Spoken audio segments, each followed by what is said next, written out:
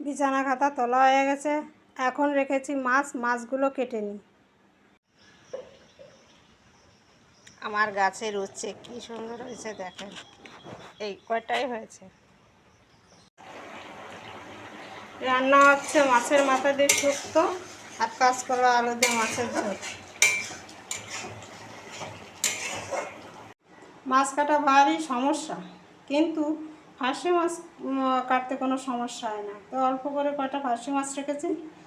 এবারে কাটাও হয়ে গেছে, এখন ধুয়ে ঠিয়ে পরিষ্কার করে নিই। স্নান করা হয়ে গেছে, তাড়াতাড়ি পুজোটা করে নিই। মাছ কেটেছি মানেই আমাকে স্নান করতে হবে। ওই একটা কাটি আর দুটো কাটি, তাই তাড়াতাড়ি স্নান করে পুজো দিয়ে তারপরে ভাত খাবো। এখন বাজে 9:30। কি সুন্দর লাগছে, আসন ভরা ফুল, এত সুন্দর লাগছে তা আর কি বলবো। পুজো আর্চা করা হয়ে গেছে, যাই এখন অন্য কাজে যাই।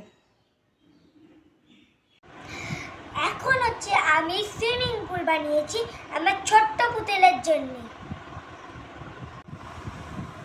মনুর নাচের জন্য এই বক্সটা কেনা হয়েছে, ওর আগেরটা নষ্ট হয়ে গেছে।